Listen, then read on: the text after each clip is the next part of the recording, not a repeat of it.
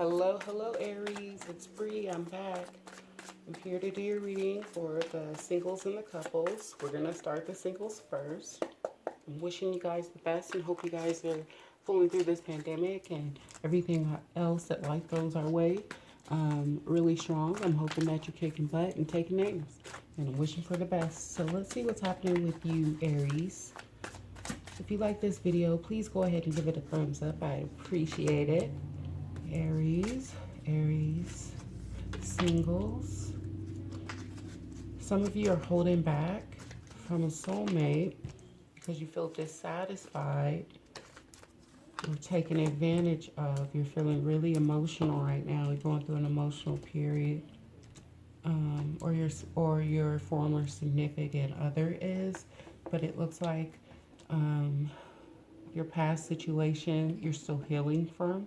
You may not fully be disconnected from this, but you consider yourself single. Some of you may be going through a divorce or separation process, but you do mentally and physically consider yourself separated right now. I feel like a lot of you are, you Aries, are holding your energy back from a soulmate whom you were closely tied to at one point for some time. And you're feeling emotional about it. Your former spouse, the other person, is feeling emotional about it. You're feeling disappointed and let down, or the other person has some disappointments and things that are letting them down. And it may not be directly related to you all's relationship per se. It could be outside forces that have caused this former situation to have deteriorated. But I see somebody who's going through a period of emotional growth and has kicked over some cups or had some cups kicked over, some emotions kicked over and mishandled a bit. Now you're in an emotional phase trying to move forward with your life, Aries, and gather your emotions. And you seem to be more leveling out with your emotions for some of you, whereas others of you are holding back because you feel dissatisfied and you feel emotional about the fact that you haven't found someone yet, that you haven't found a soulmate yet. So I'm just going to tell you to turn that love within so you can radiate out the most amazing type of love that you want to receive back in. So show yourself the love that you want to receive in return, because many of you have dealt with a lot of burdens in love, or with this former soulmate, this former Two of Cups here previously. You've dealt with so much that caused you to stay within emotions you didn't want to live within, of always feeling like you had to look over your shoulder within your relationship, look at a phone, double check what your spouse is doing, second guess what your spouse is doing, always having a bad feeling that something is going on or something you don't want to be a part of is happening in your relationship, and you don't have to go through that.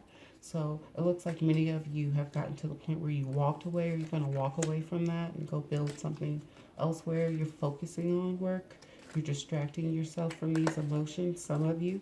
Well, some of you are actually doing the work and you're working on these emotions to build yourself back up and take yourself out of a period where you felt like you've been out in the cold in a relationship status, Aries, or where you feel like you got put out of the cold, where you were trying to put in the effort with a relationship, but your partner didn't want to do the work as well. So it looks like many of you are going to be moving on to try to find somebody that is meant for you and that deserves you. And some of you are going to try again with your other relationship and try to express more emotion. In this deck, the Tarot of Sexual Magic, you have 3 women here. One here at the top. She's kind of blondish. Then you have a kind of more of a redhead there. And then you have a brunette down here at the bottom. I don't know if you can see that. I'm trying to cover the card because one of them bare chest. But it looks like a Wheel of Fortune. It looks like something came in, a 3-party situation to your previous relationship and caused that ending. But some of you are going to go back. I'm just going to be honest. You're going to have to learn that cycle again, do some work on some self-respect, some self-love, and you might have to go through that cycle again with somebody or someone similar if you accept someone with these types of qualities back, because this person definitely had a wandering eye, male or female. This person definitely, when you weren't around, were doing things you didn't deserve. So, that's something you need to think about. It caused a pause in your whole life almost, Aries. So it looks like everything that you wanted kind of came to a point of suspension. So, this comes with a period of you needing to grow and figure out what you want, because it looks like some things that happened in the dark here came to light, and you were at some point made aware. You were at some point made aware of what your spouse. These are major arcana. You have the Will and the Hangman here. And it just looks like something very significant happened that caused a very emotional period, Aries, in your relationship that you now consider yourself single from. And again, many of you Aries are going to be healing yourself, working on yourself, bringing in new love. But some of you are going to try to work to rebuild your previous relationship, and that's totally up to you. So long as it wasn't toxic. I'm never going to encourage anything that was toxic. People need therapy, people need counseling, people need to go to their preachers, pastors, rabbis, and talk about their emotions and such, whatever you believe in.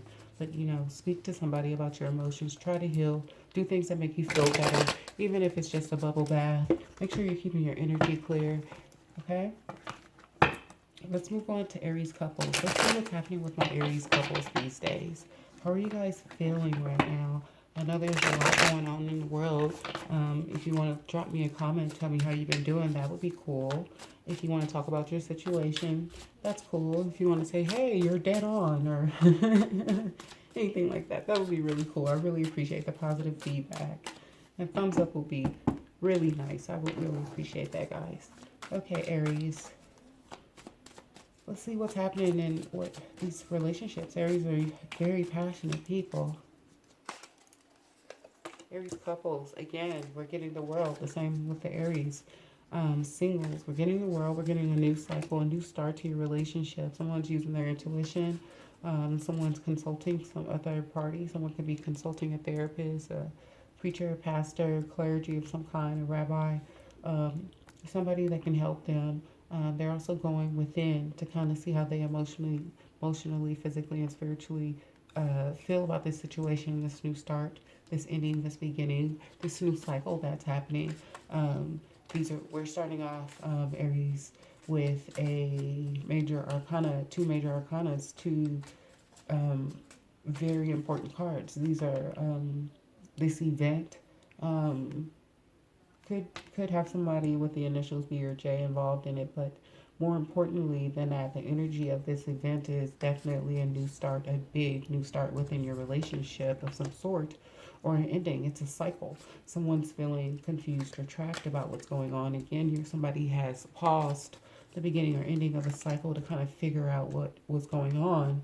And the universe or someone caught judgment on a situation once they felt like they had a great conclusion or had an idea. And it doesn't necessarily have to be a third party. It could just be somebody realizing they've fallen in or fallen out of love. It's in a very emotional situation. You have repeating your sign's energy has repeating cards here, Aries. And it looks like many of you are going through relationship ups and downs in an emotional period of self-growth right now, whether you're in a relationship or not. But it looks like some of you have somebody around you that can be a great source of inspiration. It could be a parent, someone you view as a mentor, a boss, a colleague, anything. But you have somebody around you who looks like they're coming in as a nurturing source, or a source you could tap, who's kind of looking over at you like, I can help you if you just ask. So some of you do have somebody you can reach out to for some emotional support and some emotional help, who's got a lot of experience under his or her belt, who could give you some good solid advice. And it looks like you or they are going to be making their way in very soon to kind of help you get past this very, very emotional point within you all's relationship. And again, this could be a therapist, a counselor, a relationship therapist, clergy. You never know. It could be anyone. It could be somebody God is sending in to help you. It could be a parent within the situation, an older uncle, cousin, sister, brother, anything like that. But somebody who could be trusted, who makes good decisions, who has excellent judgment. It's going to come in and help you with a situation that definitely had somebody else attached to it, whether it was physical or not.